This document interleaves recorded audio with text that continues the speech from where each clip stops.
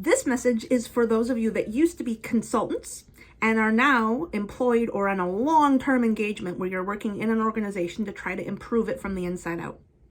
And I want to talk to those of you specifically because I want you to be ready to flip a switch in your brain. As a consultant, your livelihood depended on being engaged, being busy, being employed by someone, right? So you all know, like, whatever engagement you're on right now, you're hustling to make sure you've got more lined up or that you can find ways to really keep going with this one. It's literally how you make money, and it's a little bit terrifying. It's why I'm not a consultant, that you need to keep that going and that perpetuation. You need to be engaged and busy. And that can drive a lot of the decisions you make, and downtime can feel kind of deadly because of that. And you'll take whatever looks like the best opportunity next, and you want to keep stuff lined up. You want to keep your dance card full. However, when you are employed in an organization and your job is to transform it long term, now opportunity cost is your enemy. There are very few of you, especially if you have any expertise and experience, and there are a million opportunities in the company that you can engage in. A gazillion of them as you look around target-rich environments of teams you could help, people you could mentor, structures you could coach, skills you could embed, classes you could teach. They'll be everywhere. Your job now becomes, how do I make the best use of my time for the long-term vision of the kinds of changes that we're trying to make in this place that I'm in? That might mean that sometimes downtime is good because you need that time to think about deep problems, to build rapport and education, to make sure that you're investing in yourself and your team, and that you're taking that time to skillfully decide about the next engagement that you might take on, the next place you might spend your time.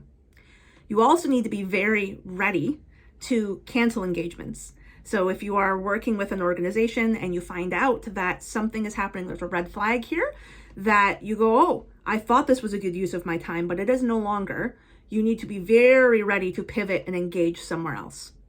We're looking for impact more than anything. So where can I make the biggest difference? Where can I invest? And how can I build long-term sustainable impact? Who can I be mentoring?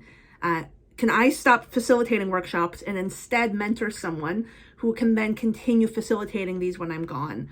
Or can then mentor further people and perpetuate that? So as an employee coach or change agent, our job is very different.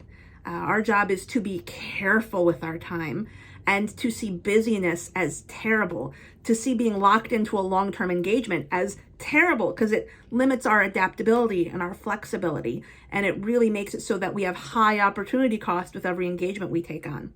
So I tell you this because I work with a lot of consultants who will come in and they're trying to go through that transition to become long-term employee coaches and change agents, and I see people really struggling. And they feel like if they're not busy, that something is wrong and that they need to be drumming up these engagements. And we see then a lot of low impact, helping a single person, one team, rather than really looking at where's the biggest change I can make, where's the biggest force multiplier of what it is I can do, and how do I make sure that I'm engaging there.